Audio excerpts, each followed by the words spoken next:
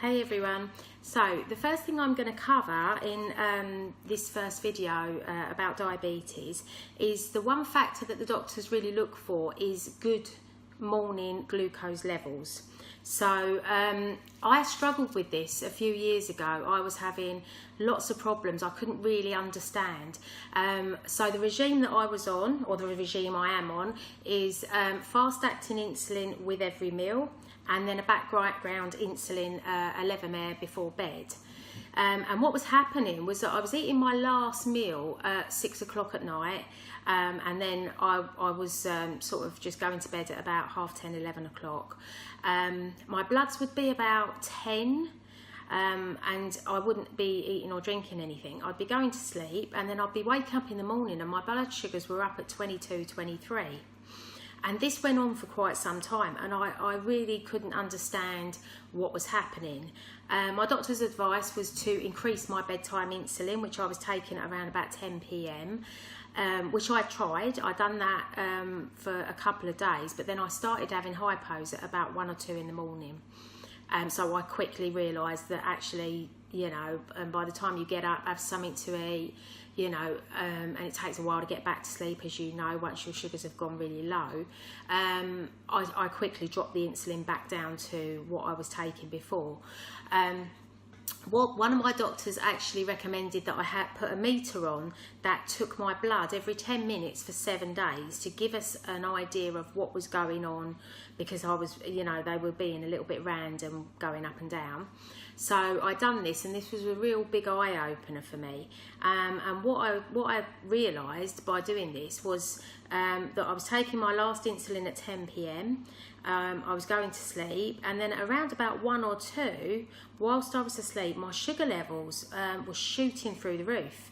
They were starting to plummet first, and then they would shoot back up. So my body was actually doing something weird and wonderful. So I started doing a bit of research, and I went back to my doctors and, you know, kind of explained the situation. They didn't really know much about what could be happening. So I started doing some research. And in America, their research into diabetes is quite a lot further ahead than ours. And there's a condition called the dawn phenomenon, which is where people go to bed with normal sugar levels and they get up and their sugar levels are quite high. And through reading and research, I managed to find some information about the liver. Now, the liver becomes active at around about 1 or 2 in the morning, and the liver also holds a store of sugar. So in a normal person, it's the liver that will put sugar into your system to help to keep your blood sugar levels normal. As a diabetic, our livers don't always function that well, but mine was actually doing its job. As my sugar levels were coming down in the night, my liver was pushing them back up again. So what I decided to do was to actually try and eat at 10 o'clock at night when my sugar level, when I was taking my insulin. So I tried to do this. I was you know, just having some food, and then I found that my stomach was being a bit aggravated. I didn't feel that great going to bed on a full stomach. So I decided to use a protein shake. So I started to have a protein shake just before I had my insulin, and then I'd take the normal amount of insulin.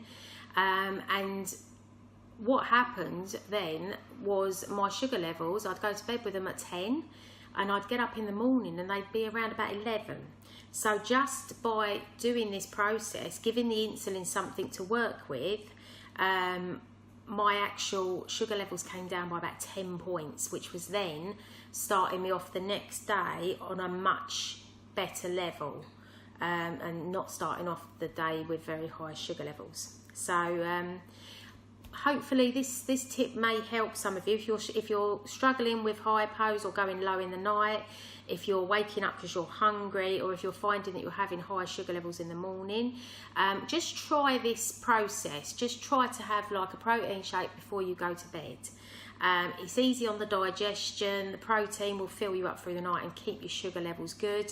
And you know, if you're lucky, then you'll get the same kind of results that I've had. So there's my first tip. Give it a go. Give us some feedback, you know, if you try this and it works for you. I just mixed my protein shakes with either soy milk or coconut milk. I don't use dairy because there is a lot of natural sugar in dairy, which I'm going to cover in one of the other videos. But give it a go and let us know how you get on.